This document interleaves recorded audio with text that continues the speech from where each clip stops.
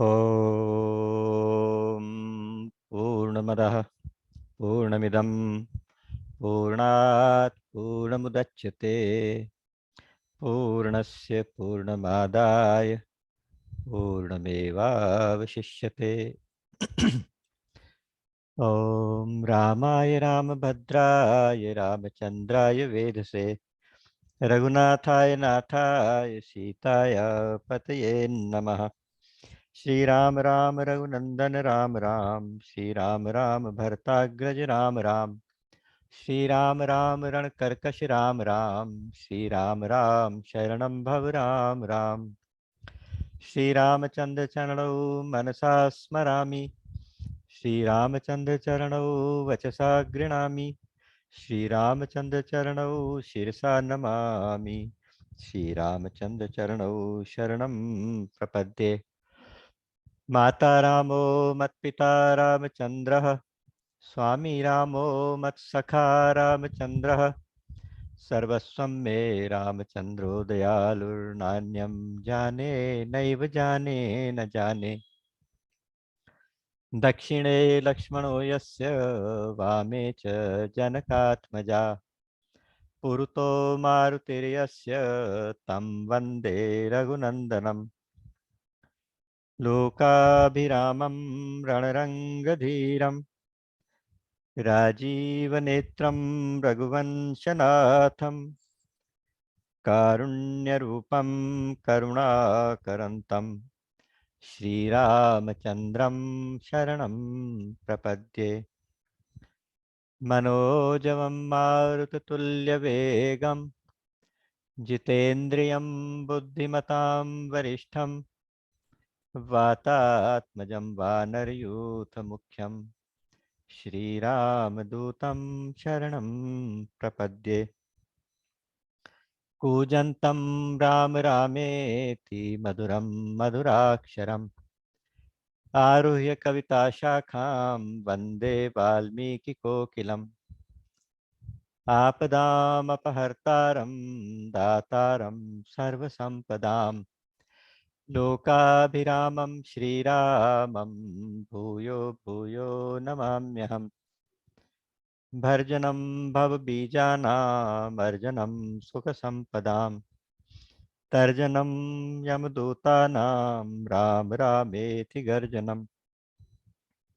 रामो राजमणि सदा विजयते रामं रमेशं भजे। रामेणाभिहता निशाचरचमो रामाय तस्मै नमः। रामान्नास्ति परायणं परतरं रामस्य दासोऽस्म्यहम्। रामे चित्तलयः सदा भवतु मे भो राम मामुद्धर। राम रामेति रामेति रमे रामे मनोरमे सहस्रनाम तत्तुल्यं राम नाम वरानने।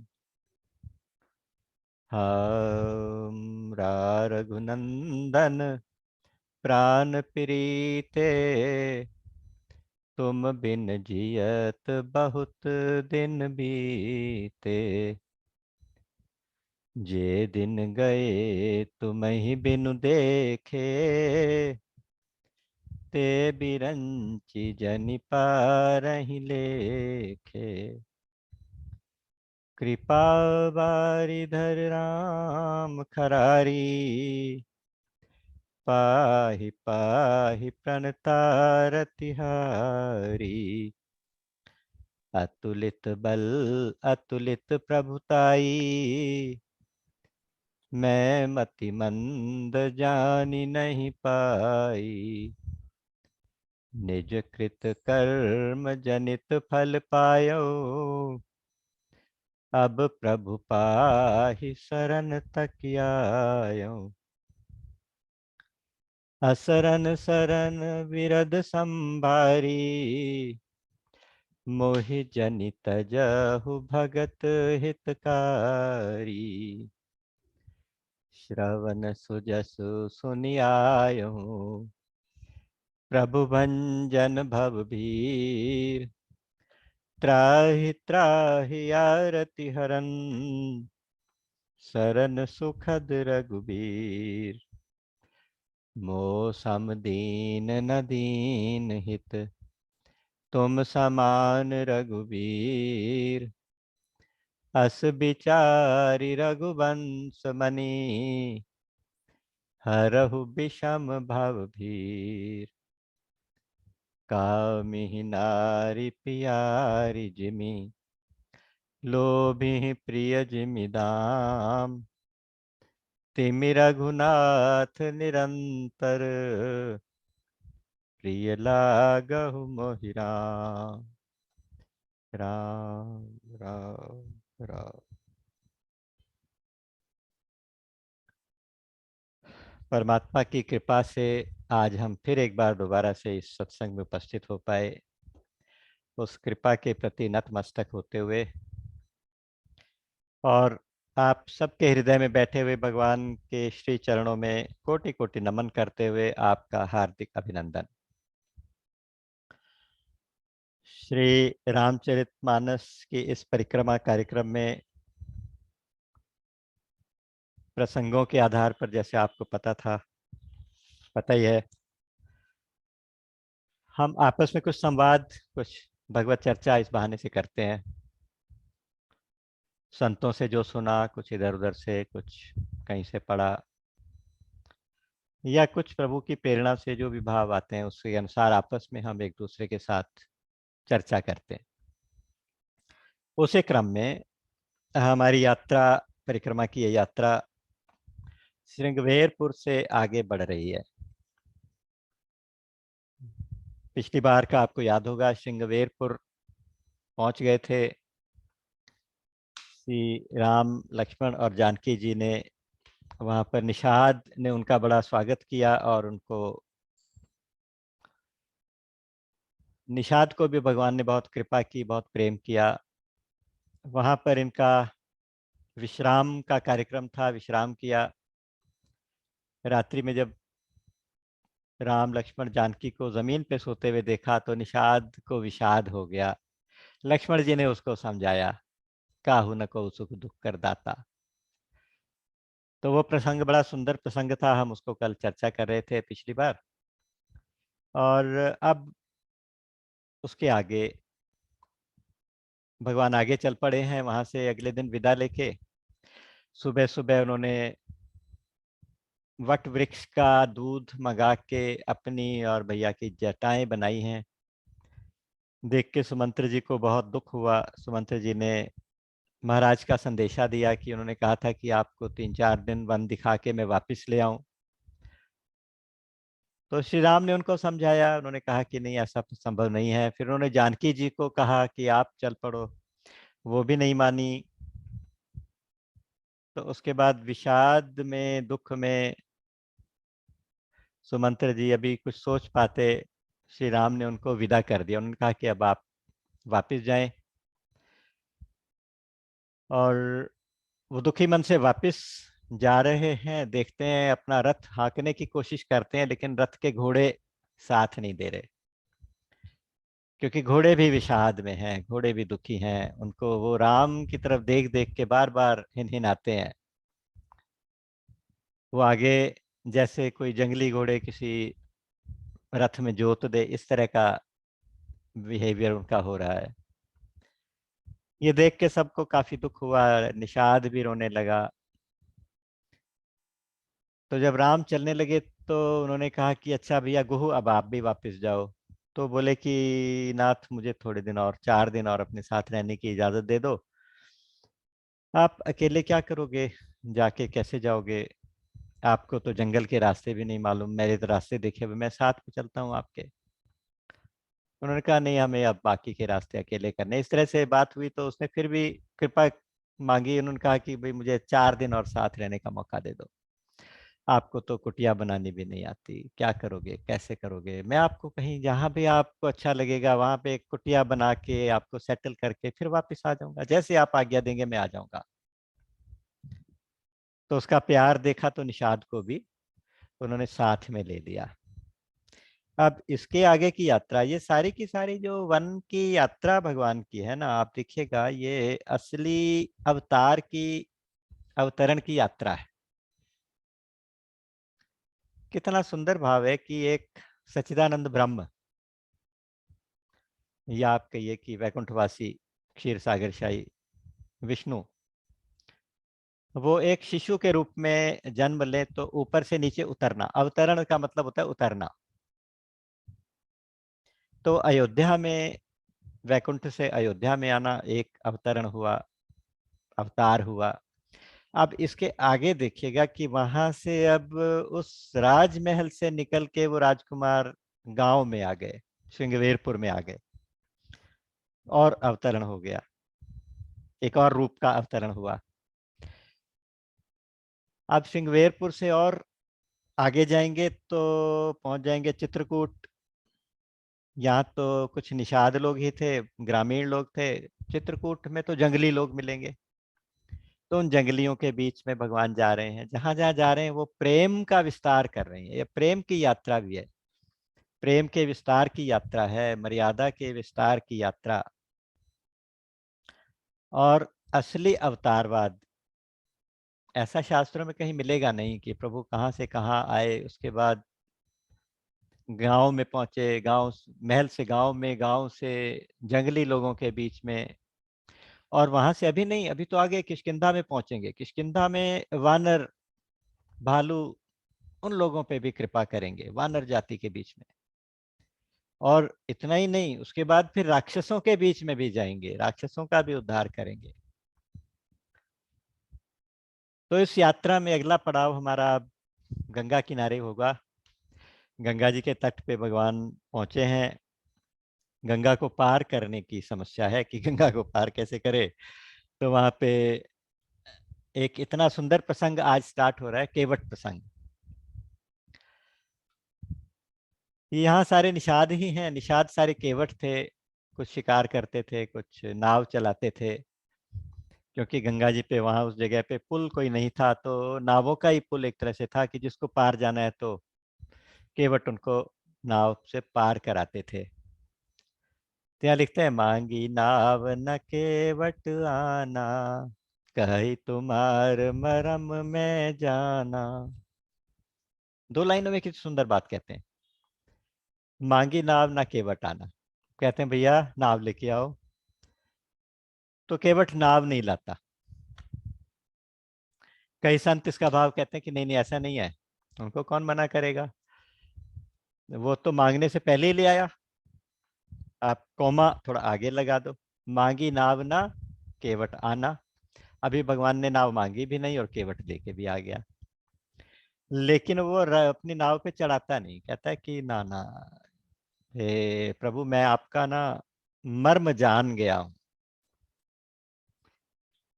भगवान का मर्म कोई कहे छाती ठोक के कि मैं जान गया हूं, तो बड़ी विचित्र सी घटना है, बहुत विचित्र सी घटना है। इतना अद्भुत और इतना प्रेमी और इतना निष्काम भक्त है जो ताल ठोक के कहता है कि हाँ प्रभु मैं आपका मर्म जानता हूँ। उनके मर्म को कौन जान सकता है, भगवान, मर्म का मतलब होता है कि उनका असली रहस्य, प्रभु कौन है, क्या है, कैसे हैं, क्या करते हैं, प्रभु का असली रहस्य जानता हूँ। आप देखिए जब भगवान प्रकट हुए थे अयोध्या में, आपको याद होगा वहां कहते थे कि उत्सव शुरू हो गया प्रभु के आने से। उत्सव के इस माहौल को देखने के लिए, इस रौनक को देखने के लिए सूर्य भगवान का रथ रुक गया, और 1 महीने तक सूर्य भगवान रुक के देखते रहे, मतलब 1 महीने का एक दिन हो गया। वहां लिखते हैं, मास दिवस कर दिवस भा, मरम न जाने कोई। प्रभु प्रकट हुए, शिशु लीला, बिल्कुल इन्फेंट। और उस समय जो दिखाते हैं तमाशा, तो उसमें कोई भी नहीं जानता कि हो क्या रहा है। 1 महीने का दिन हो गया कि उस मर्म को कोई नहीं जानता, कोई नहीं मतलब कोई नहीं। अच्छा, आगे वाल्मीकि जी के आश्रम में जाएंगे तो वाल्मीकि जी क्या कहते हैं, कहते हैं कि जग पे खन तुम देखन हारे, विधि हरि शंभु न चावनिहारे, तेऊ न जानई मरम तुम्हारा, और तुम्हीं को जान निहारा। वो कहते हैं कि ये जगत एक दृश्य है और आप इसके दृष्टा हैं। आप अपने इशारे पर, आप अपनी एक माया के कारण ब्रह्मा विष्णु महेश इन तीनों को नचाते हो। तीनों को नचाने वाले आप हो, मैं पहचानता हूं तुम्हें। आगे आएगा ये प्रसंग। ब्रह्मा विष्णु और महेश तेऊ ना जाने ही मर्म तुम्हारा। आपका मर्म वो भी नहीं जानते, और तुम्हें को जानने निहारा, तुम्हें और कौन जानने वाला हो सकता है। अच्छा, जब भगवान सबको एक साथ मिलते हैं तब भी कहते हैं मर्म किसी को नहीं पता चलता। तो भगवान की लीलाओं का मर्म कौन जानता है, कैसे जानेगा। अब भक्तों ने कई भाव लिखे कि केवट कैसे जानता है भाई। किसी ने कहा कि जब रात को लक्ष्मण और निषाद राज गुह में संवाद हो रहा था, आपस में डिस्कशन हो रहा था,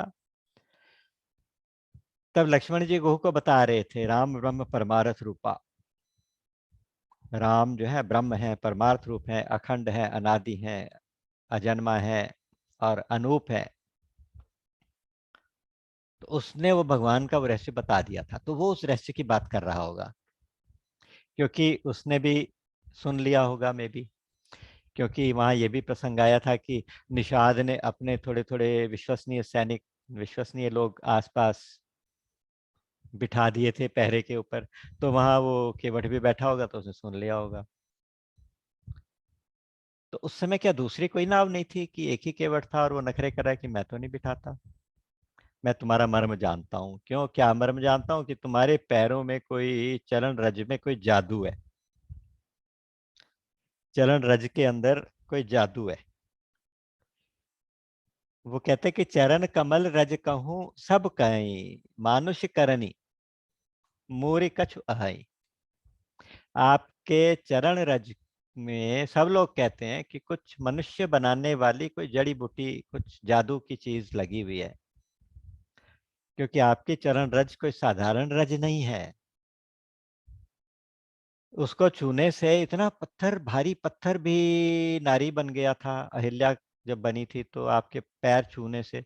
और अगर मेरी नाव भी नारी बन गई तो आपने, क्योंकि अब पाहनते ना काट कठिनाई, छुअत सिला भई नारी सुहाई, पाहनते न काट कठिनाई। छूते ही एक शिला जो नारी बन गई, और मेरी तो ये नाव बेचारी लकड़ी की है, ये कैसे होगा। अगर ये दोबारा से बन, ये भी एक नारी बन गई तो मैं क्या करूं। तो क्या इतना भोला था या इतना चालाक था ये भक्त, कैसा था ये भक्त। तो भगवान के भक्त बहुत अटपटे होते हैं। कहते हैं ये गंगा जी कौन है? गंगा जी भक्ति, भक्ति की धारा है। भक्ति की धारा के दो किनारे हैं, एक निष्काम एक सकाम। सकाम भक्ति, निष्काम भक्ति। तो ये निष्काम भक्ति के तट पे बैठा हुआ उनका एक अनन्य भक्त है। और इस भक्त की खासियत क्या है कि ये डर नहीं रहा बिल्कुल। जो भी है, चाहे सन्यासी वेश में है तो राजकुमार सब जानता है। वो कहते हैं नाना मुझे पता है, तुम्हारे पैरों में कुछ ऐसा जादू है भैया। मैं गरीब आदमी हूँ, इसी नौका के सहारे अपना परिवार का पेट पालता हूँ, मेरे छोटे छोटे बच्चे हैं। अगर ये मेरी नाव भी नारी बन गई तो फिर पहले ही एक घर में एक पत्नी एक मुसीबत, फिर और दो मुसीबत डबल हो जाएगी। मेरे तो बस का नहीं है, मैं तो नहीं। तो फिर क्या करें। कहते इसी नाव से यही प्रतिपालूं सब परिवारू, नहीं जानूं कुछ और कबा। मुझे और कुछ करना भी नहीं आता, यही एक नाव चलानी आती है।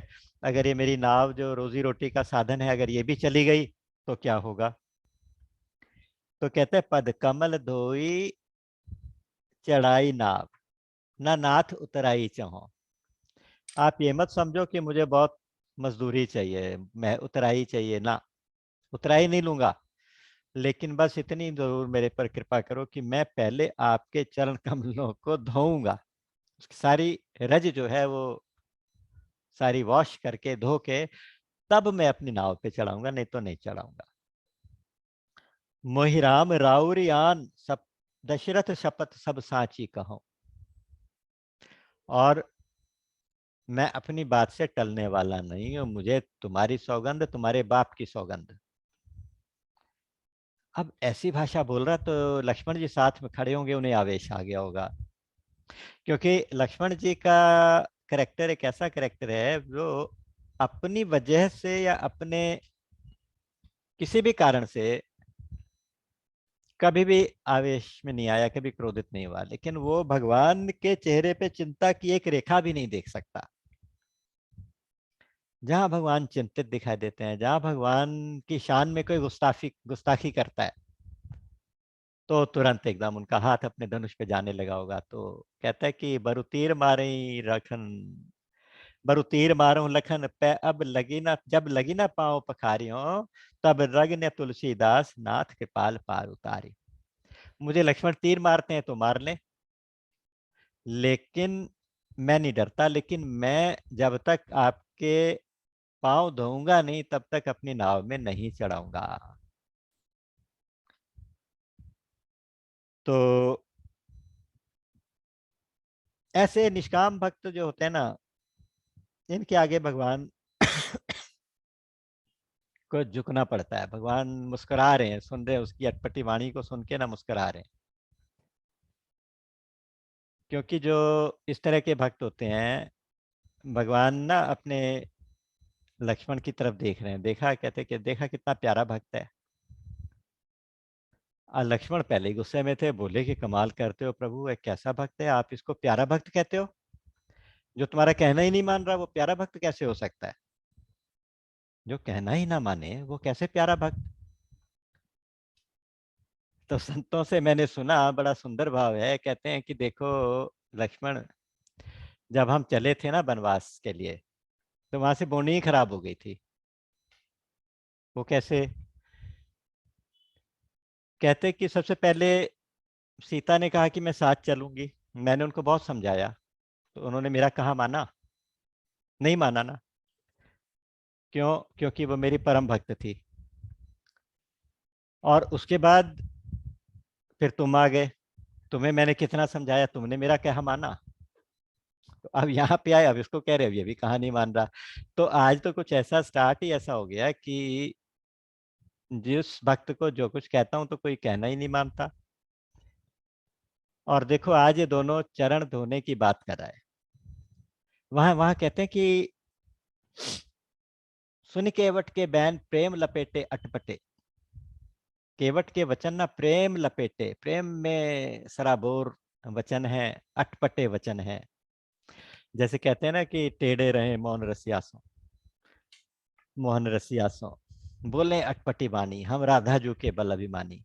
जो भक्त अपने इष्ट के बल का अभिमान उसका ऐसा होता है, भगवान से भी टेढ़ी वाणी बोलता है, और भगवान उसको देख के खुश होते हैं। यहाँ पे इसके साथ ऐसा ही कुछ हो रहा है, अटपटी वाणी बोल रहा है। तो वो जानकी और लखन लाल जी को देख के भगवान मुस्कुरा रहे हैं। यहाँ भक्तों ने बड़े सारे भाव दिए, किसी ने कहा कि इन दोनों की तरफ देख के मुस्कुराए क्यों? बोले कि पहले लखन जी को देखा, मुस्कुराए इसके लिए कि भाई तुम क्रोध में मत आओ, उनका क्रोध शांत करने के लिए मुस्कुराए, और उनको इशारे से एक घटना की याद दिलाई। तो जब तक राम जी का विवाह नहीं हुआ था, तो आपने देखा था वहां पे जब विश्वामित्र के आश्रम में भी थे, तो जब गुरु जी सोते थे तो विश्वामित्र गुरु जी की चरण सेवा दोनों भाई करते थे। फिर राम जी सोते थे तो उनकी चरण सेवा लक्ष्मण जी करते थे। तो शुरू से लक्ष्मण जी उनकी चरण सेवा करते थे, चरण दबाते थे। जब विवाह हो गया तो अब ये सेवा जानकी जी को मिल गई। अब जानकी जी चरण दबाती थी, राम सोते थे, तो लक्ष्मण जी उदास हो जाते थे। तो जब पहली होली आई तो कहते हैं कि जब उत्सव हुआ, होली का उत्सव हुआ, भाभी को देवर ने देवर को भाभी ने जब रंग लगाया, तो भाभी ने कहा कि भैया तुम मेरे से कुछ मांगो आज। तो लक्ष्मण जी को मौका मिला, उन्होंने राम जी की चरण सेवा मांग ली। जैसे उन्होंने कहा कि मुझे चरणों की सेवा, तो जानकी जी एकदम से मूर्छित होकर गिर पड़ी। उनको संभालना मुश्किल हो गया। राम जी आ गए। राम जी ने कहा भी क्या बात है, तो पता चला कि ऐसा ऐसा। तो उन्होंने कहा अच्छा ठीक है, तुम दोनों एक एक चरण तुम दोनों ले लो। एक चरण की सेवा जानकी करेंगी, एक चरण की सेवा आप करो। तो लखन जी को याद दिला रहे हैं कि देखो, तुम्हारे आपस में एक एक चरण की सेवा के लिए इतना कुछ हो जाता था, और यहाँ तो ये दोनों चरण मांग रहा है। कितना अटपटा भक्त है। तो याद दिला रहे। और फिर जानकी जी की तरफ देख के क्यों मुस्कुराए? जानकी जी को भी याद दिला रहे हैं कि तुम्हें याद होगा कि स्वयंवर के समय, जब जयमाला का समय आया था, तुमने मुझे जयमाला पहनाई थी। तो सखियों ने कहा था कि अब राम जी के चरण छुओ। तो तुम डर के मारे चरण नहीं छू रही थी, तुम्हें लग रहा था कि इसमें कुछ जादू है। तो वही बात तो केवट कर रहा है।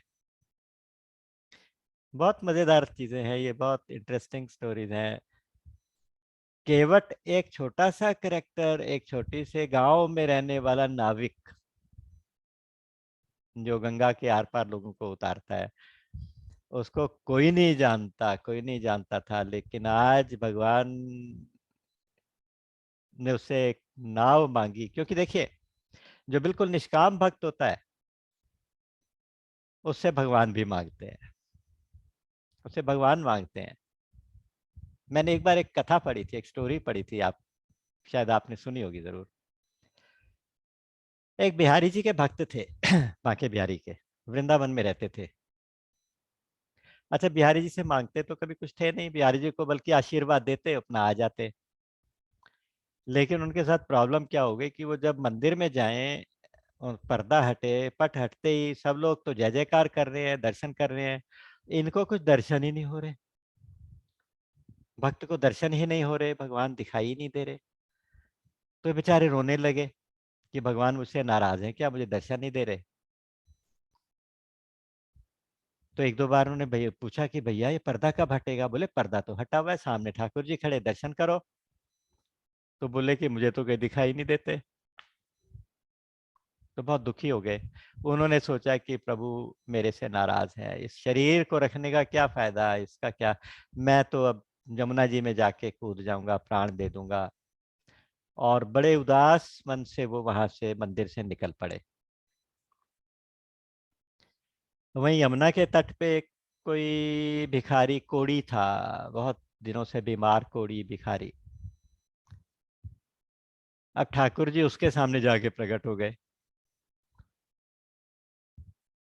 तो उसने कहा कि प्रभु मेरा ये रोग दूर कर दो।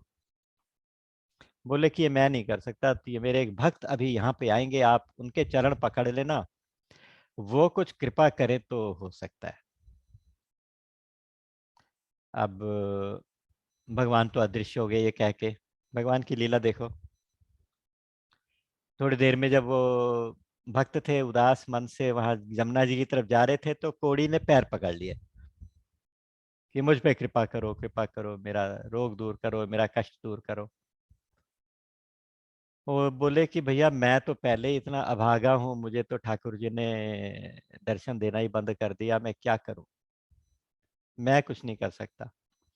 बोले कि नहीं नहीं नहीं, मुझे पता है कि आप ही कर सकते हो, और कोई कर ही नहीं सकता। जब बहुत ज्यादा कहा तो उसने हाथ जोड़ के प्रार्थना की। उसने कहा कि बिहारी जी, अगर आप इस दीनहीन पे कृपा कर दो, इसका रोग दूर कर दो बेचारे का। अपने लिए तो मांगते नहीं थे, उसके लिए कह दिया। तो वो तो ठीक हो गया एकदम। और देखते तो सामने बिहारी जी प्रकट हो गए। तो भक्त चरणों में गिर पड़ा, रोने लगा, कहने लगा कि प्रभु आपने ऐसी लीला क्यों की, मुझे पैर दर्शन नहीं हो रहे थे, अब आप साक्षात प्रकट हो गए, ऐसा कैसे? बोले कि मैं क्या करूं, तूने कभी आज तक मेरे से कुछ मांगा ही नहीं, तूने आज तक मेरे से कुछ मांगा ही नहीं, तो मुझे लगता था कि अब मैं इसको क्या मुंह दिखाऊं।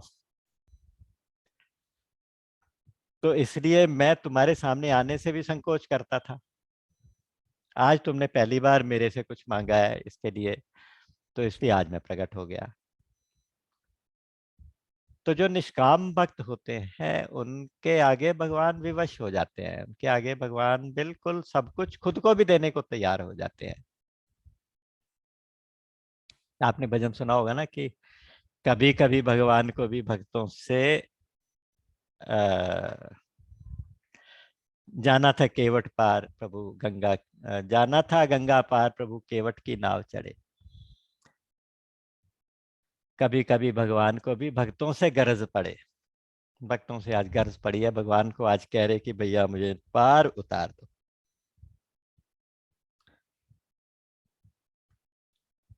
ये प्रेम की लीला है, प्रेम की लीला है। संत तो कहते हैं कि गंगा के इस किनारे तक तो दशरथ का राज्य है, अब उस किनारे से बस प्रेम का राज्य है, इस प्रेम का विस्तार होने जा रहा है। आगे जहां जहां भगवान जाएंगे वहां प्रेम का राज्य स्थापित होता जाएगा। तो इसलिए वो शहनशाह बन के बैठा हुआ, उसे वो चाहिए ही कुछ नहीं। जा ही ना चाहिए कबहू कछु तुम सन सहज सने। कहते चाह गई चिंता मिटी मनवा बेपरवाह, जाको कछु न चाहिए सोई शहनशाह। चाह मिटते ही सारी चिंताएं समाप्त हो गई, और जिसको कुछ नहीं चाहिए वो तो राजा है, उसको क्या चाहिए। तो इसलिए वो डरता नहीं, इसलिए डर नहीं रहा, कह रहा है कि चाहे लखन जी तीर मारते हैं मार ले। इसके बारे में भी एक बड़ी सुंदर कहानी आती है, बहुत सुंदर कथाएं हमारे शास्त्रों में संतों से।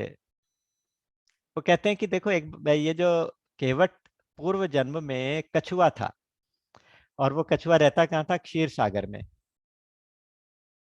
कछुआ क्षीर सागर में रहता था।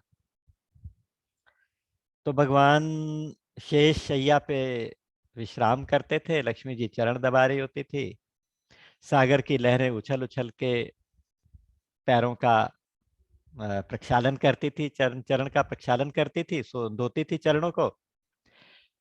कछुए को लगता था कि मैं भी एक बार किसी लहर के साथ जाके भगवान का चरण स्पर्श कर लूं। तो जैसे ही वो कछुआ धीरे धीरे तैरता हुआ एक लहर के साथ आया, जैसे नजदीक आने लगा तो शेषनाग ने फुफकार मारी, और वो डर के फिर पीछे हो गया। फिर थोड़ी देर बाद फिर आने की कोशिश करता, तो बार बार शेषनाग जो थे उसको फुफकार के भगा देते थे, डरा के भगा देते, नजदीक नहीं आने देते भगवान के। उसके बाद समय के साथ उस कछुए के प्राण निकले, तो उसके मन में भगवान के चरण छूने की, भगवान के चरण प्रक्षालन की एक इच्छा रह गई थी, वासना रह गई थी। वही आज इस जन्म में केवट बना हुआ है, और आज वो प्रभु को पहचान गया। कहता है कि तुम्हार मरम मैं जाना, तुम कौन हो मैं जानता हूँ, ये कौन है मैं जानता हूँ। आज इनके हाथ में तीर कमान है, तब इनके फन थे शेषनाग के, तब ये फुफकार के मुझे भगाते थे, आज तीर दिखा के भगाते हैं। तो मैं नहीं डरता, अब मैं नहीं डरूंगा, मार दो तो मार दो, प्राण लेने हैं तो ले लो, लेकिन चरण धोने दो। प्राण लेने हैं तो ले लो, चरण धोने दो। कितना अटपटा भक्त है। तो यहाँ भगवान ने कहा अच्छा ठीक है भैया, तुझे जो करना है याद कर, जल्दी कर लेगा। भगवान के शब्द क्या है, अरे कृपा सिंधु बोले मुस्काई, सो कर उज्जई तब नाव न जाए। ठीक है भैया, तू वही कर जिससे तेरी नाव ना जाए, जल्दी कर। वो हिलता ही नहीं अपनी जगह से, कहता कि ना ऐसे नहीं, आप अपने मुंह से कहो कि जल लेके आ मेरे पैर धो, चरण धोने की आज्ञा आप दो, मेरी मर्जी से नहीं। मतलब ऐसा नहीं कि मेरी मर्जी चल रही है, ऐसी कोई बात नहीं, आप चलेगी तो आपकी, लेकिन आप कहोगे तब, बिल्कुल स्पष्ट शब्दों में आज्ञा दो। तब भगवान कहते हैं बेगियान जल पाए पखारू, होई विलंब उतार ही पारू। अच्छा भैया जाओ जल लेके आओ, जल्दी से पैर हमारे दो और हमें पार उतारो, हमें देर हो रही है। दौड़ के केवट की तो जैसे मनोकामना पूरी हुई, दौड़ के गया, एक कठौता, लकड़ी का कठौता लेके आया। कठौता ऐसे जैसे आटा गूंदने का थाल होता है, इस तरह का एक बर्तन होता है लकड़ी का। नाविक लोग अक्सर उसको अपने साथ नाव में रखते हैं कि पानी भर जाए तो उसे निकाल निकाल के उलीच देते हैं। तो वो कठौता लेके आया। अब कहते हैं कि लकड़ी का कठौता ही क्यों लाया, कुछ और ले आता, सोन कोई बड़ा थाल ले आता घर से जाके। और सिर्फ इतना ही नहीं, जाके सारे बंधु बांधवों को, सारे गांव वालों को, सबको बुला के लाया, परिवार वालों को सबको बुला के लाया, आ जाओ आ जाओ आ जाओ, बहुत बड़ा उत्सव होने वाला है। गंगा के तट पे आज एक चमत्कार होने वाला है। तो सब लोग दौड़ के आए, परिवार सहित, बंधु बांधव सहित सब बैठे हैं। लकड़ी का कठौता लेके आया है, उसमें गंगा जल भर के लाया है। लकड़ी का कठौता ही क्यों लाया, तो लोग कहते हैं कि इसलिए लाया कि लकड़ी है ना, नाव भी लकड़ी की है, इसमें जब चरण रखेंगे ना धोने के लिए तो टेस्टिंग भी हो जाएगी कि कहीं कुछ गड़बड़ तो नहीं होती। जो कुछ बना तो कठौता ही बनेगा ना, मेरी नाव तो बची रहेगी। तो एक तरह से वो टेस्टिंग भी हो जाएगी। और दूसरा, ये लकड़ी का है, थोड़ा सा जल सोख लेगा, जल अपने आप में एब्जॉर्ब कर लेगा।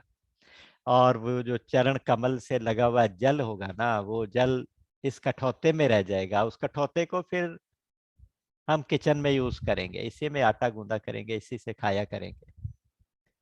तो ऐसे भाव संतों ने दिए कि भाई लकड़ी का कठौता ही क्यों लेके आया। जैसे कठौता लेके आया, गंगा जी से उसने जल लिया धोने के लिए, तो गंगा जी प्रसन्न हो गई। उन्होंने देखा कि भगवान के चरणों के नख का, नाखून का, अंगूठे का नाखून जो होता है ना, उसका उनको दर्शन हो गया। तो उन्होंने अपने स्वामी को पहचान लिया, कहाँ से वो पैदा हुई, गंगा जी भगवान के चरण नख से पैदा हुई है। तो गंगा जी तो धन्य हो गई कि आज मुझे उनके चरण धोने का, चरण प्रक्षालन का अवसर मिलेगा। तो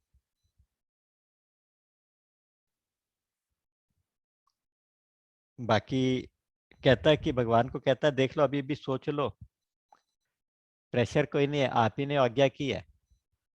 नहीं तो अगर जाना है तो पार तैर करके पार चले जाओ। राम कहते हैं भैया नहीं, जल्दी कर, तो धो ले यार, क्या करना है। हम तैरना नहीं जानते। कहते हैं कि अच्छा तुम तैरना नहीं जानते, बस तारना ही तारना जानते हो, तैरना खुद नहीं जानते। तो चलो कोई बात नहीं, यहाँ इस घाट से थोड़ी दूर पे एक और घाट है, वहाँ कमर तक का जल है, कमर कमर तक का लेवल है, वहां से पार उतर जाना। तो बोले नहीं, अब तुम हमारे चरण दो और हमें नाव में चढ़ाओ और जल्दी से पार कराओ।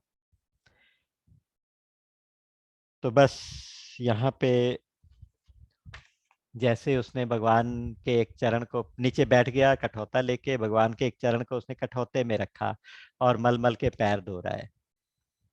ये सीन देख के ऊपर से देवताओं ने पुष्प वर्षा करनी शुरू कर दी। और वो जानबूझ के जैसे पैर उठाता है तो थोड़ा सा बैलेंस खराब होता है, तो भगवान कहते क्या कर रहे हो भैया, मैं गिर जाऊंगा। कहते कोई बात नहीं प्रभु, आप मेरे सिर को पकड़ लो, ऐसे सिर पे हाथ रख लो, सहारा ले लो। तो भगवान उसके सिर पे हाथ रख के सहारा ले रहे हैं, भगवान भक्त का सहारा ले रहे हैं। बहुत ही अद्भुत सीन है। उसके बाद वो पैर निकाल के दूसरा पैर उसमें रख के धोने लगता है। छोटा सा कट होता है, एक बार में एक ही पैर आता है।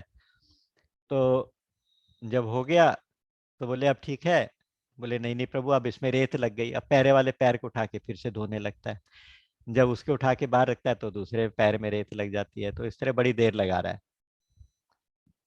तो ये खेल जब चलता रहा, भगवान ने जब कहा कि अच्छा ठीक है अब करो, तो लेके उसने नाव में चढ़ाया। तो राम जी, लक्ष्मण जी, सीता जी और निषाद राज गुह जो थे, वो सब लोग नाव पे इकट्ठे जा रहे हैं।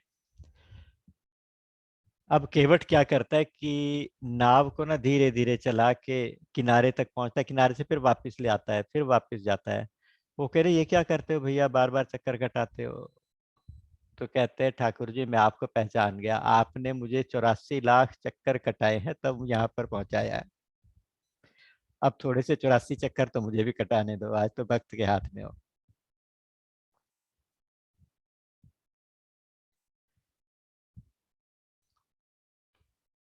और नाव जब हिचकोले खाती है तो कहता है कि प्रभु आप मेरा हाथ पकड़ लो, गिर जाओगे। कभी प्रभु के हाथ सिर पे रखवाता है, कभी हाथ पकड़ाता है। तो ऐसा वक्त जैसे जाके गंगा के किनारे पार होके वहां की रेती पे जाके खड़े हुए, अब भगवान के मन में थोड़ा संकोच हो रहा है कि इसे उतराई तो दी नहीं। इतना कुछ देने के बाद भगवान को भी संकोच हो रहा है। जो संपत्ति शिव रावण ही दीन दिए दशमात। भगवान का नाम है संकोची नाथ। कहते हैं कि जो संपत्ति शिव रावण ही दीन दिए दशमात, सोई संपदा विभीषण ही सकुची दीन रघुनाथ।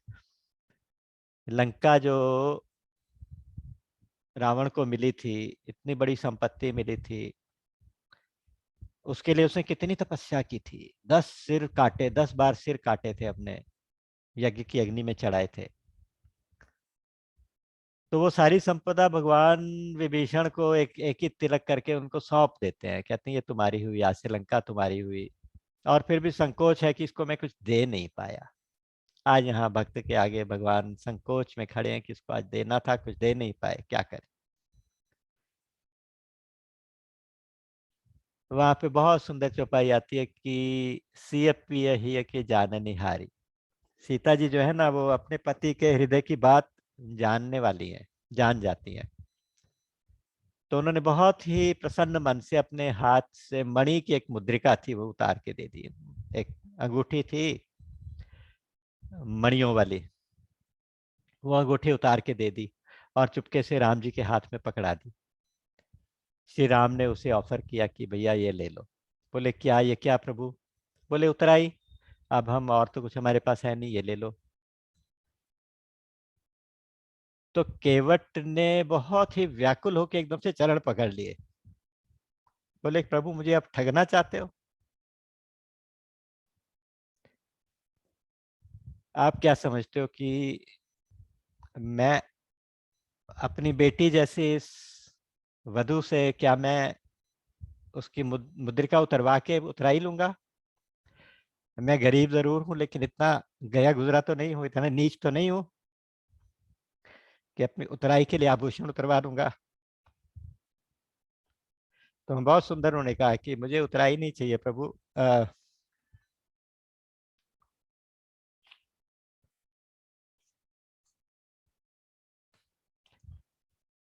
अब कछु नाथ न चाहिए मोरे। अब कहते नाथ आज मैं काह न पावा। प्रभु आपने उतराई मुझे पहले दे दी है, आज मैंने क्या नहीं पाया। मिटे दोष दुख दारिद दावा। मेरे सारे दोष मिट गए। मैं नीच जाति का केवट कहलाता था। लोग मुझसे ऐसे हीनता से बात करते थे, आज से आपने मेरा नाम अमर कर दिया। तेरी बंदगी से पहले मुझे कौन जानता था। तेरे नाम ने बना दी मेरी जिंदगी फसाना। मुझे इसका गम नहीं है कि बदल गया जमाना। मेरी जिंदगी के मालिक कहीं तू बदल ना जाना। भक्त कह रहा है कि आज नाथ आज मैं काह न पावा। मिटे दोष दुख दारिद दावा। बहुत काल में कीन मजूरी, बहुत समय से सालों से मजदूरी कर रहा हूं, लेकिन आज विधाता ने मुझे भरपूर उतराई दी है। आज विधाता ने मुझे भरपूर मेरा मुझे तृप्त कर दिया। क्योंकि जहां चरण धोए थे उसने, तो चरण धोने के बाद वो जल पहले आप आचमन किया, फिर सारे परिवार को, फिर सारे गांव वालों को, और उससे अपने पितरों को भी तार दिया। कई पीढ़ियां तर गई। तो अब कछु नाथ न चाहिए मोरे, दीन दयाल अनुग्रह तोरे। एक सिद्ध चौपाई है, आप सब भाई बहन याद रख लेना इसको। अब कछु नाथ न चाहिए मोरे, दीन दयाल अनुग्रह तोरे।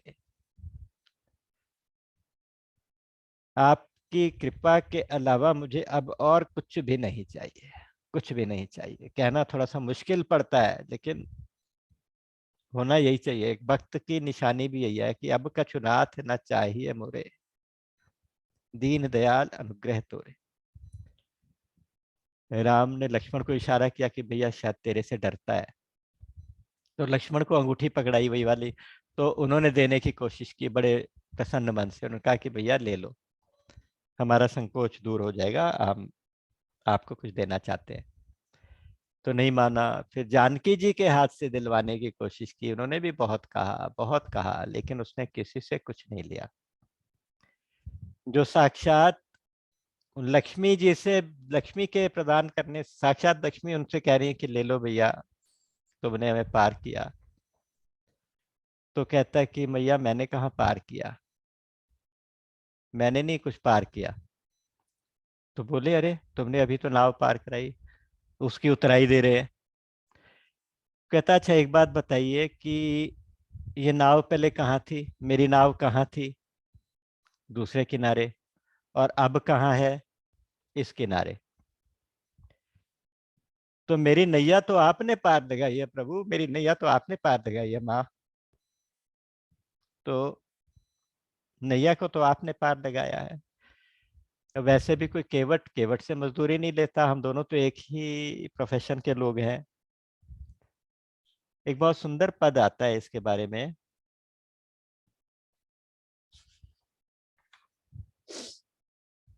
हाँ, वो कहते हैं कि तुम हो तरनी कुल पालन तारनहार, हम हो तरनी ही के पालन करैया है, पालन करैया है। भीम भव सागर के सुघर खेवैया आप, हम सदैव देव सरी के खेवैया है। हम हूँ सदैव देव सरी के खेवैया है। आप तो भवसागर के खेवैया हो, भवसागर से पार उतारने वाले नाविक हो, और हम तो गंगा जी के नाविक हैं, गंगा जी से पार उतारते हैं। और कौतुके को पंथनी को पार करवैया नाथ, हो तो जग पावनी को पार करवैया है।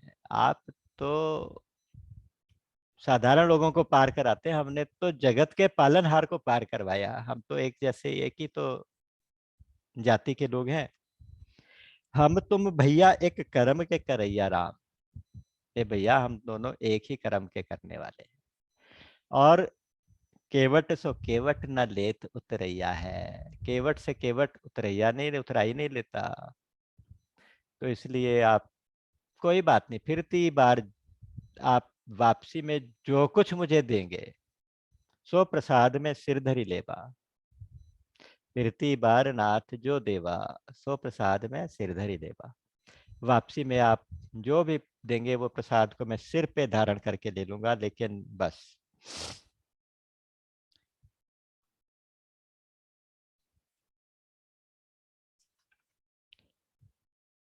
हाँ। तो केवट जी तो यहाँ से विदा लेते हैं, केवट को विदा किया। अब इतना सब कुछ होने के बाद रेत के ऊपर उतर के भगवान ने वहां पे एक पार्थिव शिवलिंग बनाया, रेत का शिवलिंग बनाया, भगवान शिव की पूजा की है, और भगवान शिव की पूजा करके आगे की यात्रा प्रारंभ की है। तो यहाँ सीता जी ने भी गंगा की पूजा की है, और गंगा जी की पूजन करने लगी। माता ने मन्नत मांगी है कि माँ गंगा मैया, आप हमें आशीर्वाद दीजिए कि हम सकुशल ये वनवास यात्रा करके वापस आ जाएं। तो तभी गंगा मैया साक्षात वहां से, गंगा मैया से साक्षात आवाज आई। गंगा मैया बोल पड़ी हैं, बोली हैं कि हे रघुवीर प्रिया, हे वैदेही, आपकी महिमा अपरंपार है। आपकी कृपा दृष्टि से सारा जग चलता है, आपकी कृपा की एक दृष्टि से तो लोग लोकपाल बन जाते हैं, और आप मुझसे ऐसा कह रही हैं। तो ऐसा कह के आपने मेरा सम्मान किया, आज मेरा पूजन करके आपने मेरा मान बढ़ाया। फिर भी अपनी वाणी को सत्य करने के लिए आज मैं आपको आशीर्वाद देती हूँ। तो गंगा मैया ने आशीर्वाद दिया है, प्राणनाथ देवर सहित कुशल कौशला आई, पूजी ही सब मन कामना, सुजसु रहि जग छाई। अपने प्राणनाथ भगवान श्री राम और अपने देवर लक्ष्मण जी के साथ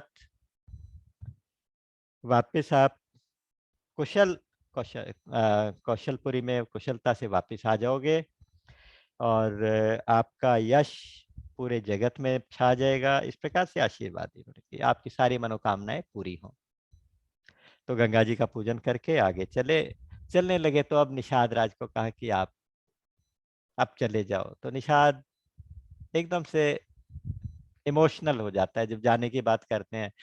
कहते हैं कि नहीं, मुझे थोड़े दिन और चलने दो साथ में, 4 दिन का मोहलत मांगता है कि कम से कम मैं आपको जहाँ जाओगे वहां सेटल करके कुटिया तो बना दूं। आप इतने सुविधाओं में पले राजघराने के राजकुमार, आप कुटिया बनाना भी नहीं जानोगे, कैसे होगा? हम लोगों का तो रोज का काम है, मैंने ये रास्ते देखे हुए हैं, जंगली जानवरों से आपकी रक्षा करूंगा। भगवान की रक्षा करने को उनका वक्त तैयार है। तो कहते हैं कि अच्छा चलो फिर साथ ले लेते हैं। चलते चलते निषाद ने वहां से अपने साथियों को वापस भेज दिया और कहा कि आप लोग जाओ, मैं जल्दी ही वापस लौट आऊंगा। चलते चलते तीर्थराज प्रयाग में पहुंचे हैं। प्रयाग तक पैदल पहुंच चुके, और वहां पे गोस्वामी जी ने एक बहुत सुंदर रूपक बनाया है। उन्होंने कहा कि जो ये प्रयाग है ये राजा है, तीर्थों का राजा। जो राजा होगा तो उसका मंत्री भी होगा। तो मंत्री कौन है? मंत्री सत्य है। और महारानी भी होंगी। तो श्रद्धा जो है वो महारानी है। श्रद्धा उनकी महारानी है और सत्य उनका मंत्री है। सत्य उनके मित्र हैं वेणी माधव। वेणी माधव मतलब भगवान श्री विष्णु उनके मित्र है। और ये जितना भी एरिया इलाहाबाद वाला, वो जो प्रयागराज वाला एरिया है, ये सारा एरिया, जितनी भूमि, ये सारी की सारी उनका किला है। और इतना मजबूत किला है कि इस पे के पाप रूपी शत्रु, शत्रु कौन है? पाप। पाप रूपी शत्रु कभी इस किले को जीत नहीं सकते। इसके ऊपर आक्रमण करते जरूर हैं, लेकिन हमेशा यहाँ रहने वालों की रक्षा होती है, पापों से रक्षा करते हैं। और महाराज बैठते कहाँ पे हैं, सिंहासन कहाँ है? कहते हैं जो त्रिवेणी है ना, जो संगम, ये संगम का एरिया, ये प्रयागराज का सिंहासन है। और इसके दोनों तरफ चंवर डुलाने के लिए गंगा और यमुना की लहरें उनके दोनों तरफ चंवर डुलाते। और आगे चारण कौन है? चारण भाट जो होते हैं, जो विरदावली गाने वाले, उनका यश गाने वाले। वो कहते हैं कि वो सब वेद पुराण, जितने भी वेद पुराण आगम निगम जो भी है, वो सारे उनके यश गाते हैं। तो उस प्रयागराज में पहुंचे, वहां जाके इन्होंने त्रिवेणी में स्नान किया। और स्नान करके भगवान ने बैठ के वहां पे उस तीर्थ के बारे में कुछ कथाएं सुनाई लक्ष्मण को, सीता जी को। ये एक उसूल होता है, एक तरीका होता है कि जहां भी आप तीर्थ पे जाएं, किसी भी धाम पे जाएं, वहाँ दो बातें जरूर करनी चाहिए। दो बातों के करने से आपकी यात्रा सफल होती है। पहली बात, संत का दर्शन, वहाँ के किसी संत का दर्शन जरूरी है। और दूसरी बात, वहां पे जैसे मान लीजिए गंगा में गए, सरयू जी में गए, यमुना जी, तो वहां का स्नान करके उस जगह के महात्म्य को, उस जगह की स्टोरी को किसी से सुने या दूसरे को सुनाए।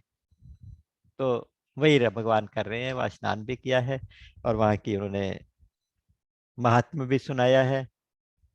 और अब वो संत के दर्शन करने भारद्वाज आश्रम जा रहे हैं। भारद्वाज जी के आश्रम के पास पहुंचे। भगवान श्री राम ने भारद्वाज जी के जाके दंडवत लेट के प्रणाम किया। भारद्वाज जी ब्रह्मानंद में रहने वाले कर्मकांडी, परमार्थ पंचक के जानकार, बहुत ही प्रसिद्ध संत है। आपको याद होगा जब रामचरितमानस की कथा प्रारंभ हो रही है तो लिखा हुआ है कि वहाँ जब जब माघ का महीना आता है और सूर्य मकर राशि में प्रवेश करते हैं, तो उस समय, उस मकर संक्रांति को यहाँ पे प्रयागराज में मेला लगता है। उस मेले में सारे के सारे तीर्थ वहाँ पे आते हैं, सारे देवी देवता वहाँ पे इकट्ठे होते हैं। और उस समय सारे ऋषि मुनि आसपास से वहाँ स्नान करने के लिए आते हैं माघ महीने में। और उस अवसर पे सारे के सारे इकट्ठे कहाँ होते हैं? भारद्वाज आश्रम में इकट्ठे होते हैं। और भारद्वाज जी के आश्रम में ही, वहाँ आपको याद होगा कि याज्ञवल्क्य जी ने भारद्वाज जी को श्री राम कथा सुनानी प्रारंभ की थी। वो कथा अनवरत चलती है। मतलब वो भाव जगत में वो कथाएं चलती हैं। ये कथाएं कभी समाप्त नहीं होती, इन कथाओं का कभी विराम नहीं होता। कोई कहे कि राम कथा बस अब हो गई, आज इसका पूर्णाहुति हो गई, पूर्णाहुति नहीं होती, राम कथा की पूर्णाहुति नहीं होती, भगवत कथा की कभी पूर्णाहुति नहीं होती, है ना। विराम हो सकता है लेकिन विश्राम नहीं होता। तो ये वो भारद्वाज जी है, बृहस्पति जी के, वो बृहस्पति जी के पुत्र है, क्या ये जो भारद्वाज जी है ना, वाल्मीकि के शिष्य है, बृहस्पति जी के पुत्र है और द्रोणाचार्य के पिता। द्रोणाचार्य जी जो जो इनके कौरव पांडवों के गुरु थे, उनके ये पिता है। हाँ, भारद्वाज जी ने उनकी स्तुति की है, बहुत सुंदर स्तुति है ना। वो कहते हैं कि हे प्रभु, आज मेरी सारी साधना फलवती हो गई, क्योंकि जैसे ही राम को देखा तो वो जो ब्रह्मानंद था ना, ब्रह्मानंद छोटा पड़ गया, उन्हें अनंत अनंत कोटि ब्रह्मानंद जैसी अनुभूति होने लगी। तो कहते हैं कि प्रभु मेरी आज सारी साधना सफल सुफल हो गई। सुफल का मतलब होता है कि जिसका सुंदर फल आज मुझे आपके रूप में मिल गया। आज सुफल तप तीरथ त्यागु, आज सुफल जप जोग बिरागु, सफल सकल शुभ साधन आजू, राम तुम्हें अवलोकत आजू। वो कहते हैं कि हे राम, तप तीर्थ त्याग जो कुछ भी मेरे से बन पाया, आज वो सबका फल मुझे आपके रूप में मिल गया। और दूसरी बात, तीन बातें उन्होंने कही हैं कि आज सुफल जप जोग विरागु। जप का मतलब भक्ति, जोग का मतलब कर्म योग, और विरागु का मतलब ज्ञान योग। तो भक्ति, ज्ञान और कर्म, ये तीन जो मार्ग हैं, ये तीनों मार्गों का एक ही फल है, वो है प्रभु प्रेम की प्राप्ति, प्रभु की प्राप्ति, प्रभु की साक्षात प्राप्ति। तो आज मुझे वो हो गई। तो आज मैं बहुत धन्य हो गया, आपके आने से हम धन्य हुए। लाभ अवधि सुख अवधि न दूजी, तुमरे दरस आस सब पूजी। आज सारी मनोकामनाएं पूरी हो गई आपके, इससे बड़ा लाभ और कोई हो ही नहीं सकता कि आप आ गए। तो बहुत प्रसन्न हो रहे हैं, उनका प्रेम भाव इतना ज्यादा है, इतना ज्यादा है कि गदगद होते जा रहे हैं। और साथ ही साथ कह रहे हैं, अब कर कृपा देहु बर येहू, निज पद सरसिज सहज सनेहू। अपने चरण कमलों का सहज स्नेह आप मुझे दीजिए, ये कृपा करके नाथ आज मुझे ये वरदान दीजिए। श्री राम साथ के साथ इनको वरदान नहीं दे रहे, बल्कि और दंडवत करके उनको प्रणाम कर रहे हैं। क्यों? संतों का भाव है, संत कहते हैं कि देखिए, ये भगवान के दर्शनों को अपने साधन का फल मान के बैठे हैं। इसका मतलब अभी तक इतने प्रेम और इतनी भक्ति भाव के बावजूद उनके मन में एक सूक्ष्म साधन का अहंकार कह लीजिए, साधन का एक एहसास है कि मैंने जो साधना की है, मैंने जो साधन किए हैं, उनके कारण प्रभु मिले। प्रभु साधन साध्य नहीं होते, प्रभु साधन साध्य नहीं होते, प्रभु कृपा साध्य होते हैं, कृपा से मिलते हैं, साधन से नहीं मिलते। लेकिन वो कह रहे हैं कि आज फल तप तीरथ त्यागु, आज फल जप जोग विरागु। तप तीर्थ त्याग, ये सारे जप योग वैराग्य, इन सब का फल आप मेरे सामने खड़े हैं। कहना तो चाहते थे इनका कुछ, इनकी कोई, इन साधनों का क्या, आप आगे तो सब कुछ मिल गया, कहना ये चाहते थे, लेकिन वो यही कह गए कि आप इन साधनों के फल स्वरूप मेरे आगे आ गए। तो यहाँ भगवान फिर कुछ देने में, अपनी भक्ति देने में संकोच कर गए। उन्होंने कहा, मन में सोचा कि अब ये काम मेरा भाई भरत करेगा। अब भक्त की कृपा होगी, तुम्हारा ये जब टोटल अहंकार समाप्त होगा, तब आपको भक्ति की दीक्षा मिलेगी मेरे भक्त से। भगवान ने साक्षात भक्ति स्वयं नहीं दी वहां पे, और अपने भक्त को पीछे पीछे भेजा। तो वहां पे भक्त जब आएंगे, भरत जी भी आएंगे, तो वो उस समय इनको दीक्षा दे, एक तरह से भक्ति की दीक्षा देंगे।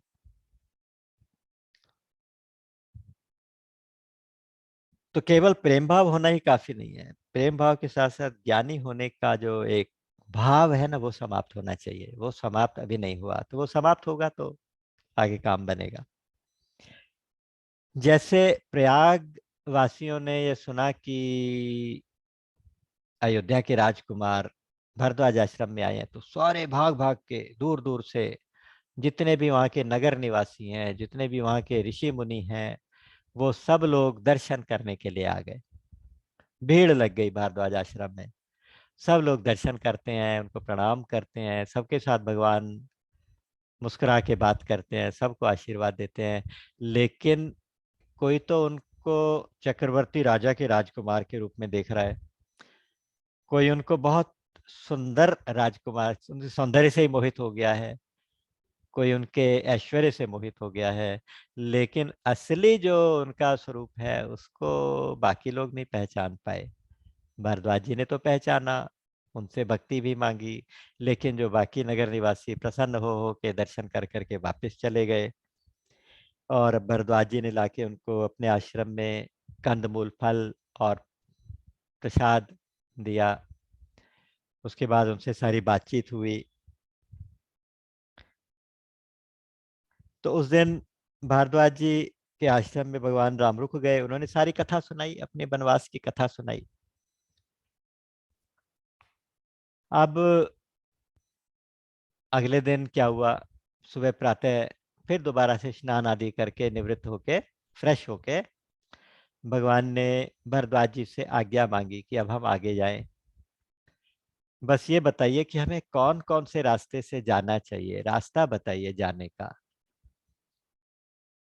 अपनी साधना का मार्ग अगर पूछना हो तो किसी कर्मकांडी परमार्थ पंचक के जानकार संत से पूछना ही ठीक होता है। तो उसी भाव को यहाँ दृढ़ करते हुए भगवान भारद्वाज जी से जाने का रास्ता पूछ लेते हैं। नाथ कहूँ हम कहीं मग जाए, हम कौन से रास्ते जाएं। रास्ते बहुत हैं साधना में, हमारे भक्ति के मार्ग में बहुत रास्ते हैं, बहुत भटकाव है, बहुत भटकाव है। लेकिन कौन से रास्ते जाएं, कोई सदगुरु आपको कृपा करके रास्ता बता दे, उस रास्ते को पकड़ ले। वरना रास्ता बताने वाले तो बहुत मिलेंगे। यहाँ भी वही उदाहरण दिया उन्होंने। पहले तो भारद्वाज जी ने हाथ जोड़ के मुस्कुरा के कहा कि प्रभु आप तो जिस रास्ते से जाएं आपके लिए सब रास्ते सुगम हैं, आपको क्या रास्ता पूछने की जरूरत है। फिर भी चलो मैं कुछ शिष्यों को आपके साथ कर देता हूँ। तो उन्होंने आवाज लगा के कुछ शिष्यों को बुलाया। तो उनके करीब करीब 50 चेले वहां पे एकदम से हाजिर हो गए कि हम चलते हैं, हम चलते हैं, हम रास्ता दिखाएंगे। वाल्मीकि रामायण में कहा है कि वहाँ भारद्वाज जी ने भी थोड़ा हिंट दे दिया कि थोड़ा आगे चलोगे, यमुना के किनारे किनारे चले जाना, वहाँ फलानी जगह पे जाके यमुना को क्रॉस करना है। और क्रॉस करके आपको किसी नाव से क्रॉस करना, अपने आप नाव बना के वहाँ बेड़ा बना के क्रॉस करना पड़ेगा। आगे जाओगे तो थोड़ा सा और आगे चलोगे तो एक श्याम वर्ण का एक वट वृक्ष मिलेगा, उस पे सिद्ध आदि रहते हैं।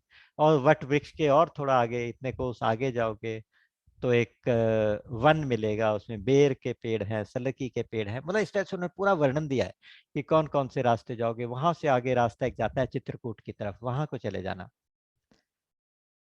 तो श्री राम ने कहा कि भाई हमें वहां तक पहुंचाने के लिए, यमुना जी के उस जगह तक जहां से हमें क्रॉस करना है वहां तक तो पहुंचाने के लिए किसी को साथ दे दो। तो 50 शिष्य आ गए। तो भगवान ने उनमें से 4 शिष्यों को चूज किया, 50 में से 4 को चूज किया रास्ता बताने के लिए। अब संतों के भाव हैं। 50 शिष्य कौन कौन थे? तो किसी ने कहा कि साहब 4 वेद होते हैं, 4 उपवेद होते हैं, 6 शास्त्र होते हैं, 18 स्मृतियां, 18 पुराण। तो कुल मिला के 50। 18 18 36, 6 42, 4 और 4 8, तो 50। तो भगवान ने कौन से 4 लिए साथ में? तो कहते हैं कि जिनके पुण्य इतने इकट्ठे हो गए थे कि उन्हें भगवान के साथ चलने का मौका मिले, जिनकी साधना पूरी हो गई थी, उन भाग्यशाली शिष्यों को साथ लिया। या दूसरा भाव यह है कि उन चारों में से, उन 50 में से 4 वेद जो थे वो साथ चले रास्ता दिखाने, यानी भगवान चलेंगे तो वैदिक मार्ग पे चलेंगे।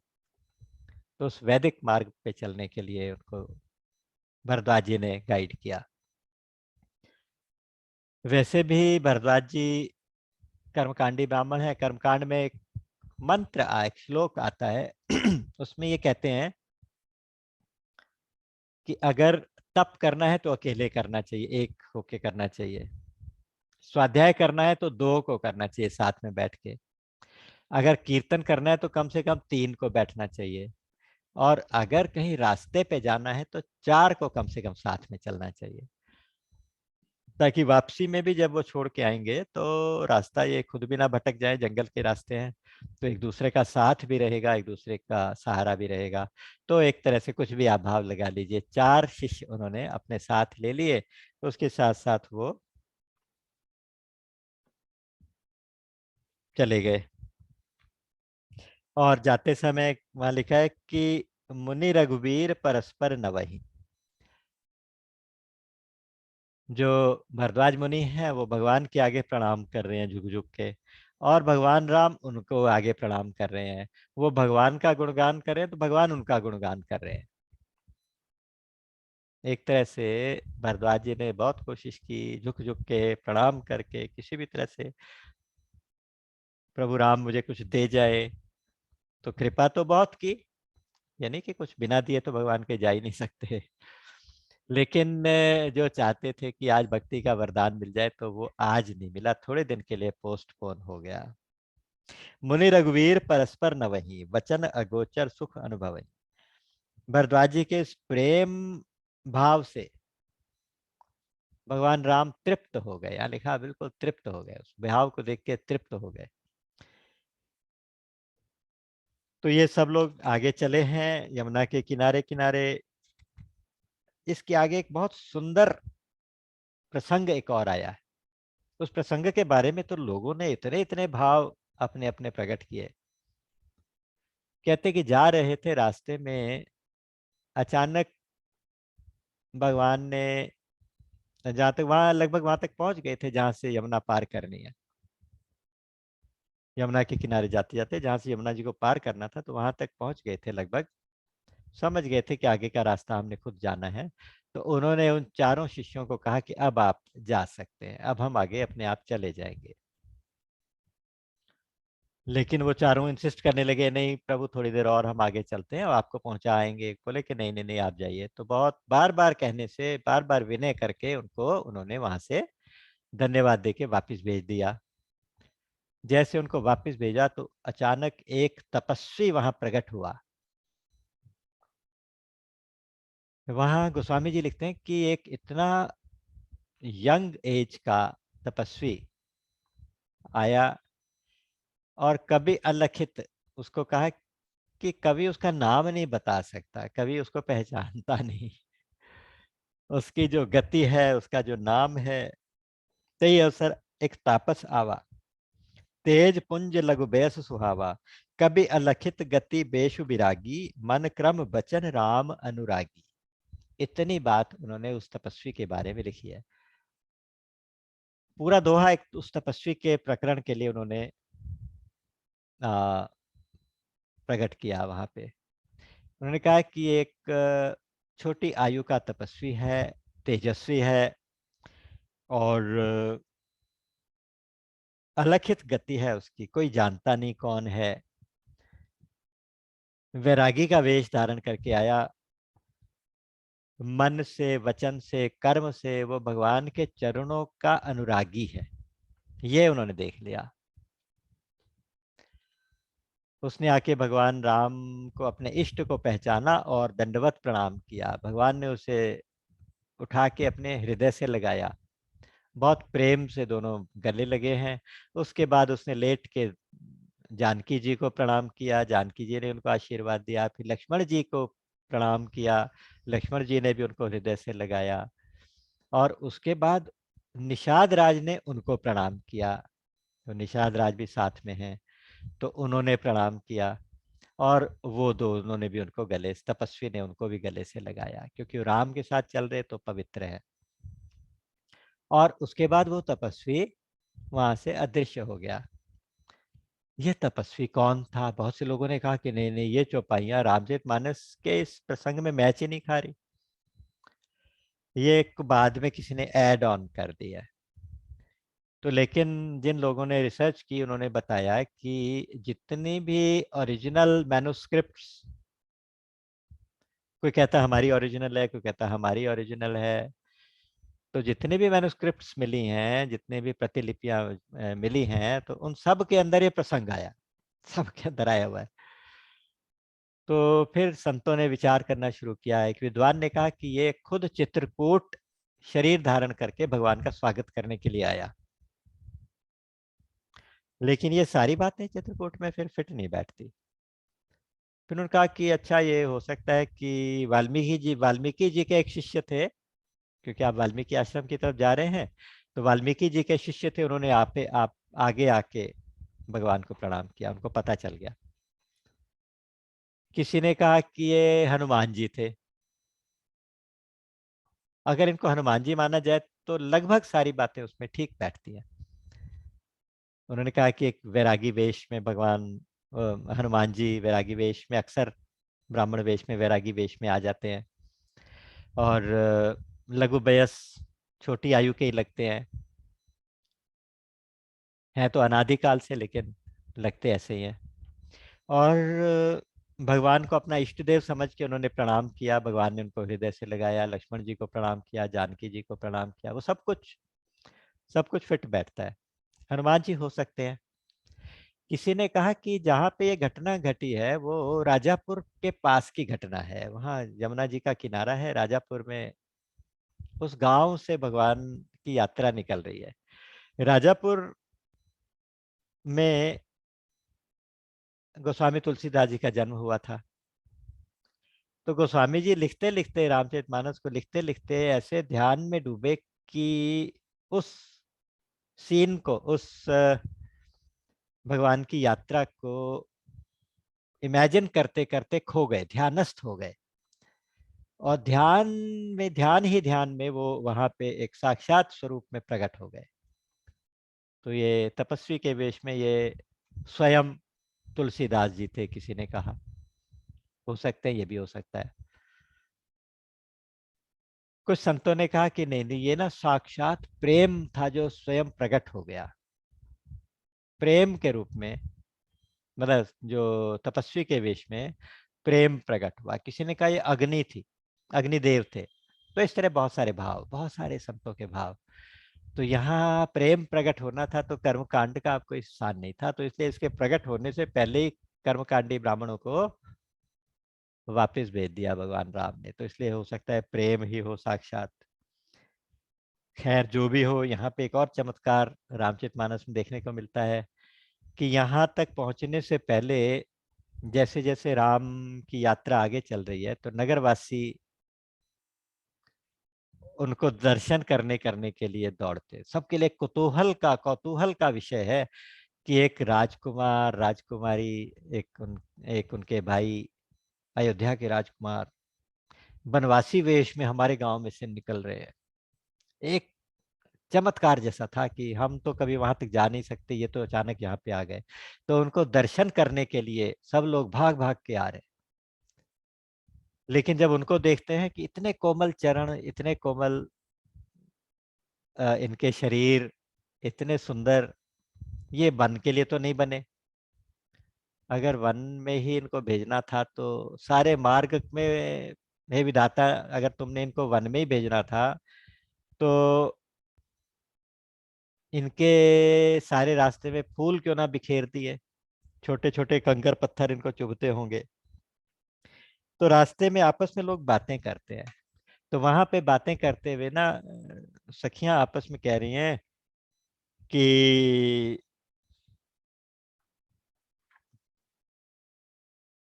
ते पितु मातु कहु सखी कैसे, बन पठिए जिन बालक ऐसे। हे सखी, वो कैसे माँ बाप होंगे जिन्होंने ऐसे कोमल कोमल बालकों को, बच्चों को वन में भेज दिया भटकने के लिए। कैसे होंगे, कितने निष्ठुर होंगे। तो ये चौपाई आई इतने में तो तपस्वी आ गए बीच में, और जैसे वो तपस्वी गए तो ध्यान में तुलसीदास जी ऐसे डूबे हुए थे उस प्रसंग में कि ये सेम चौपाई रिपीट हो गई है वहां पे। वहां फिर दोबारा से कहते पितु मातु कहु सखी कैसे, जे पठिए बिन बालक ऐसे, जिन पठिए बन बालक ऐसे।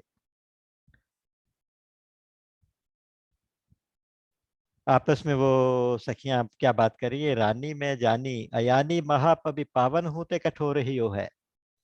अरे वो रानी कैसी ना समझ रानी होगी, कैकेयी के बारे में बात कर रहे हैं। उसका हृदय पत्थर से भी ज्यादा कठोर रहा होगा।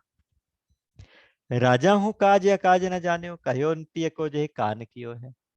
और राजा भी कैसे मूर्ख थे, कैसे अजीब थे, जिन्होंने उस औरत का कहना मान के इनको वन में भेज दिया। रानी तो अयानी थी ही थी, राजा भी कुछ नहीं जानते थे। बताओ वो उस स्त्री के त्रिया चरित्र में आ गए। ऐसी मनोहर मूर्ति है, बिछुरे कैसे प्रीतम लोग जिए हैं। कहते कि इनके बिना लोग कैसे जी रहे होंगे, इतने प्रिय, इतने सुंदर, इतने प्यारे, इतने प्यारे। आखिन में सखी राखी बे जोग, इन्हें कि मिकै बनवास दियो है। ये तो आंखों में रखने लायक हैं, आंखों में हमेशा बसाने लायक है ये राम लक्ष्मण सीता। इनको बनवास कैसे दे दिया। अब यहां से यमुना जी को क्रॉस करना है। तो अब इन्होंने निषाद राज को कहा कि भैया अब आप वापस जाओ, 4 दिन भी हो गए थे। तो अब यहाँ से निषाद को विदा दी है। बड़े उदास मन से निषाद जाने को तैयार हुआ। हालांकि वो चाहता था कि मैं साथ चलूं, लेकिन भगवान तो अंतर्यामी है, वो जानते हैं कि मेरा एक और भक्त सुमंत्र जी, वो वहीं रथ के पास अभी वही जमीन पे पड़े होंगे। तो ये जाएगा तो उनको संभालेगा। 3-4 दिन से सुमंत्र जी वहां रथ के पहिए के साथ टिक के ऐसे बैठे रो रहे थे बस। ना घोड़े चलने को तैयार थे, ना रथ चलने को तैयार था, ना उनके अंदर शक्ति थी कि रथ को हाँके। वहां सुमंत्र जी का ये हाल पड़ा हुआ है। तो भगवान राम अंतर्यामी, शायद इसलिए उन्होंने निषाद राज को वापस भेज दिया। अब आगे की वन यात्रा, उन्होंने कहा यमुना जी में प्रणाम, यमुना जी को प्रणाम किया, यमुना जी में स्नान किया, और आगे की यात्रा चलती है। यहाँ से यात्रा जो बटोही राम का स्वरूप है ना, बटोही मतलब यात्री, पथिक राम। इतने सुंदर सुंदर उनका चलने का स्टाइल बताते हैं कि राम आगे आगे चलते हैं, बीच में सीता जी चलती हैं, और सीता जी ऐसे चलती हैं कि भगवान के जो चरण चिन्ह पड़ रहे हैं उन दोनों के बीच बीच में बचा बचा के पैर रखती हैं। कहीं पैर के निशान के ऊपर भी मेरा पैर ना आ जाए, इतनी मर्यादा का ध्यान रखती हैं। और लक्ष्मण जी सबसे पीछे चलते हैं, तो वो उन दोनों के चरण चिन्हों को दाहिने रख के अपनी साइड साइड से होके चल रहे हैं। इतनी इतनी बारीकी गोस्वामी जी ने यहाँ पे वर्णन करके लिखी है। और कहते हैं कि जह जह राम चरण चल जाही, तिन समान अमरावती नाही। और पुण्य पुंज मग निकट निवासी, तिन्हि सराहि सुरपुर वासी। जहां जहां से श्री राम के चरण निकले हैं ना, जहां जहां से श्री राम की यात्रा निकली है, तो वो स्थान अमरावती से भी आगे बढ़ गया पुण्यों के हिसाब से। अमरावती इंद्र की राजधानी है, स्वर्ग की राजधानी अमरावती, जहाँ इंद्र का महल है, इंद्र रहते हैं। कहते वो अमरावती बहुत छोटी चीज है। जहां से राम के चरण निकल रहे हैं, वो वनवास, उस वनवासी वहां के लोग, उनको देख देख के देवता भी ईर्ष्या कर रहे हैं। देवता भी सोचते हैं कि काश हम उनकी जगह होते। जिस सरोवर में भगवान स्नान कर लेते हैं, तो उसको देव सरोवर, जो स्वर्ग के सरोवर होते हैं ना, वो उनसे ईर्ष्या करने लगते हैं। जिस नदी में भगवान स्नान कर लेते हैं, तो देवताओं की नदियां भी उनको, उनके आगे फीकी पड़ जाती हैं। और जिस पेड़ के नीचे बैठ जाते हैं, तो कल्प वृक्ष भी सोचता है कि ये पेड़ तो मुझसे ज्यादा भाग्यशाली है। इस प्रकार से बहुत सुंदर वर्णन उन्होंने किया है।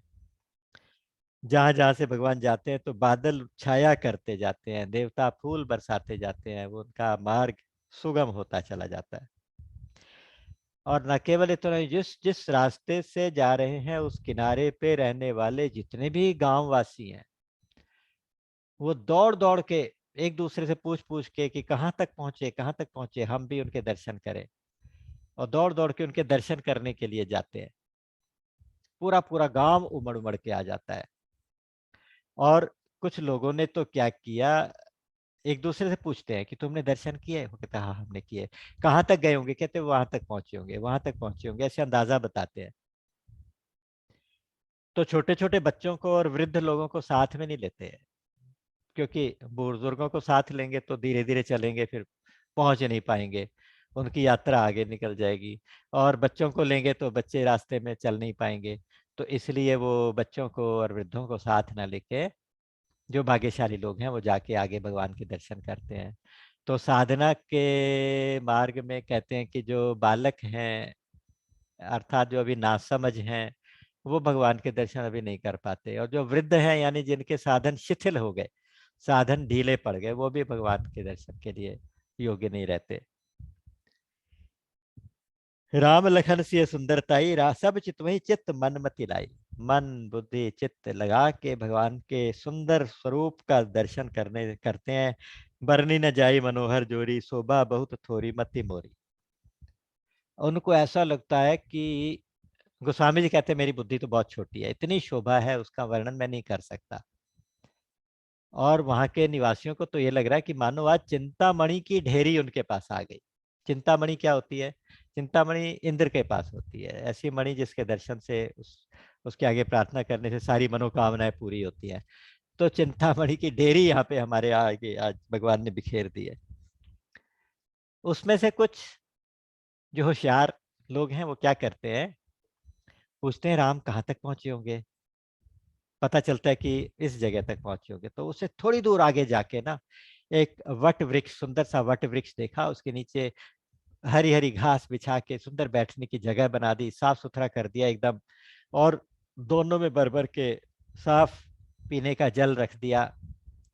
और आप वहां उनके स्वागत के लिए खड़े हो गए। जैसे ही राम आए तो चरण प्रणाम करके, चरणों में प्रणाम करके प्रार्थना करते हैं कि प्रभु थोड़ा विश्राम कर लीजिए, थोड़ा विश्राम, थक गए होंगे आप, थोड़ा विश्राम कर लीजिए। तो राम, आप देखते हैं जानकी जी की तरफ, जानकी जी थक गई हैं चलते चलते, तो उस वट वृक्ष के नीचे बैठ के वो आराम करते हैं। और उनका लाया हुआ जल इत्यादि से मुंह हाथ धो के जलपान करते हैं, कंदमूल फल रख देते हैं रास्ते में, तो उन भक्तों को धन्य करते हैं। और चारों तरफ से ग्राम के लोग घेर के बैठ जाते हैं। भगवान वट वृक्ष के नीचे बैठे हैं चबूतरे के ऊपर, और चारों तरफ लोग बैठे हैं और उनको बस लगातार निहार रहे हैं, लेकर देखते जा रहे हैं। कुछ ग्राम की जो गांव की जो स्त्रियां हैं, ग्राम बधूटी शब्द लिखा है वहां पे, वो स्त्रियां आगे आगे बैठी हैं। धीरे धीरे जाके जानकी जी से पूछती हैं कि ये जो इतने सुंदर सुंदर हैं, श्याम गौर वर्ण के ये दोनों, हे सखी बताओ तो सही तुम्हारे कौन है, तुम कहाँ से आई हो? तो सीता जी, यहाँ पे बहुत सुंदर वर्णन, पढ़ने ही लायक है, बताने लायक नहीं है, क्योंकि मेरी वाणी में वो बात नहीं है कि मैं गोस्वामी जी की लिखी हुई, गोस्वामी जी के दर्शन की हुई इस कथा को 1% भी वर्णन कर सकूं। 1% भी नहीं कर सकते, क्योंकि उसके लिए बहुत भाव चाहिए, वो भाव प्रभु कभी दे तो आनंद आए। तो इसको अपने आप पढ़ना चाहिए जरूर, इस सारे प्रसंग को जरूर पढ़ना चाहिए। वो पूछती हैं ये कौन है सखी, कहूँ को आही तुम्हारे, वो सखी जरा बताओ तो सही कौन है। सरद सरबरी ना, वो बड़ा सुंदर एक दोहा वहां पे आया है।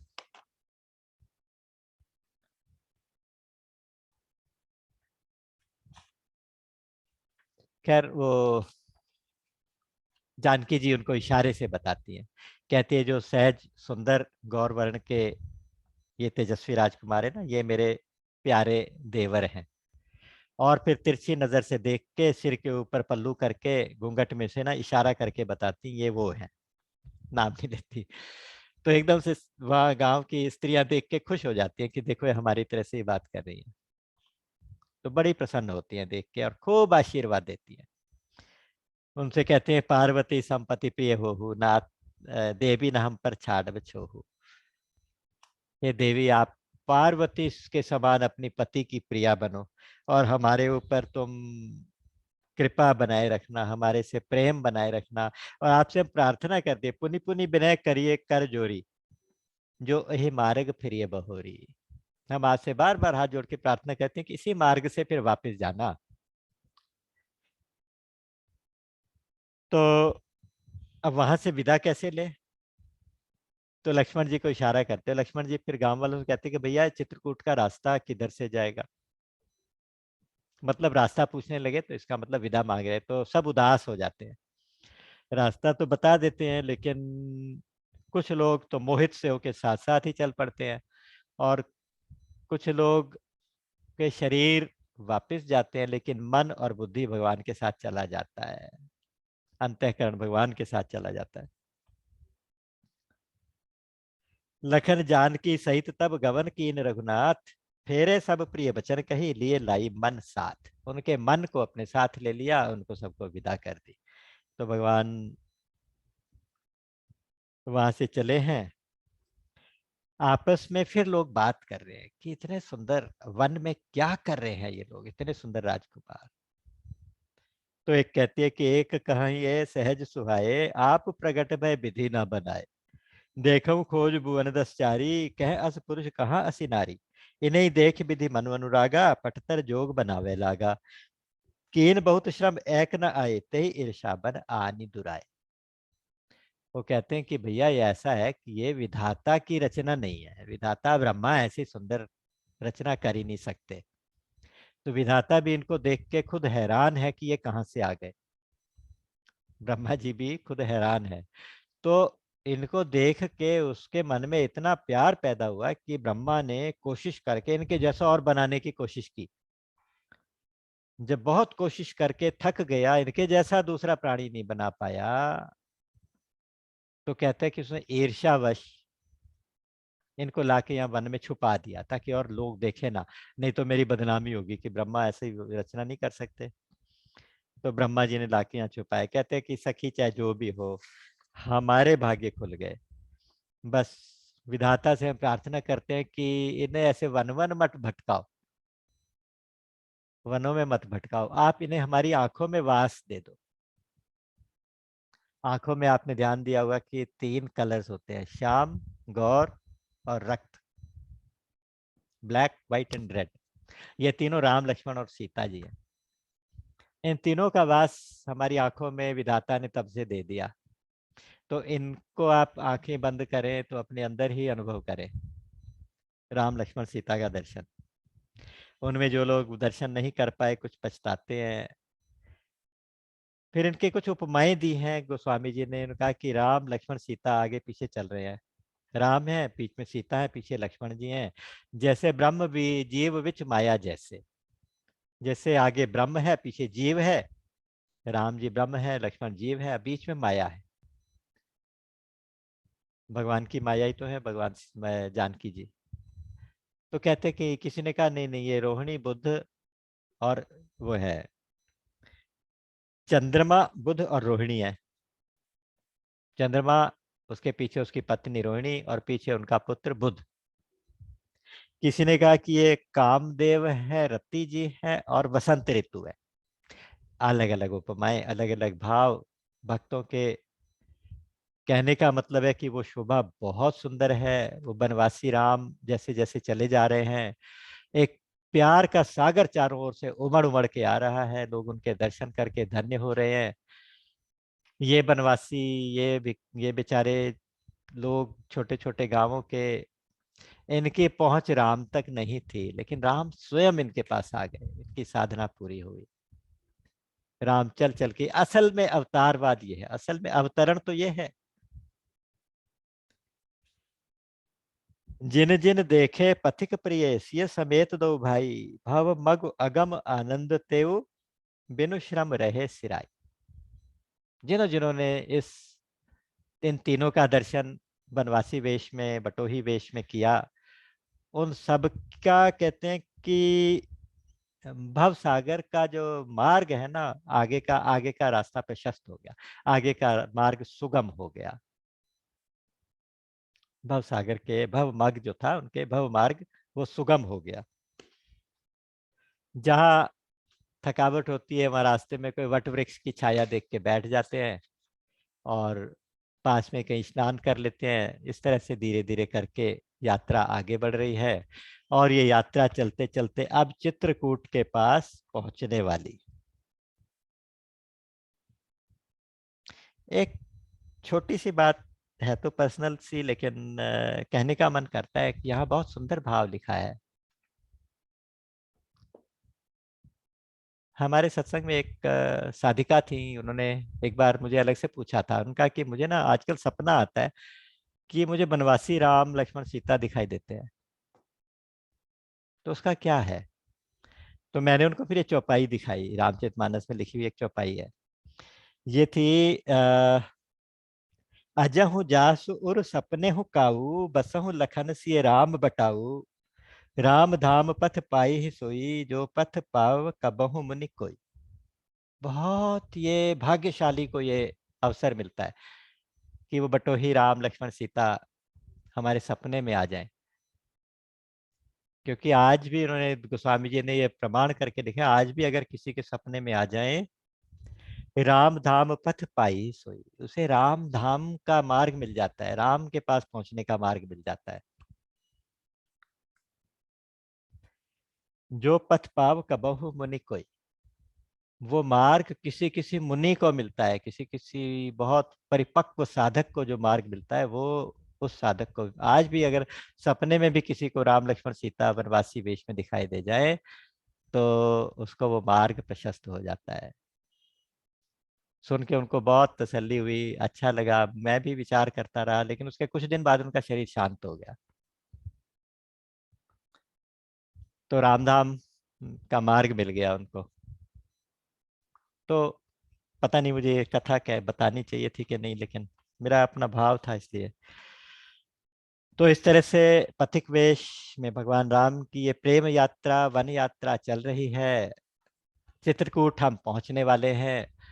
तो अगली बार हम चित्रकूट का दर्शन करेंगे और वाल्मीकि जी के आश्रम में जाएंगे, वाल्मीकि जी से भगवान राम रहने का स्थान पूछेंगे और वाल्मीकि जी उनको रहने के स्थान बताएंगे। तो आज समय की मर्यादा को देखते हुए यहीं पे विराम लेंगे और बस आप सबसे प्रार्थना की हर बार ऐसे ही जुड़े और पता नहीं कौन से प्रसंग को सुन के भगवान राम प्रसन्न हो जाए। राम अमित गुण सागर, था कि पावहि कोई, संतन सन जस किछु सुनेऊ, तुम ही सुनायो सोई। बोलिए सच्चिदानंद भगवान की जय। राम।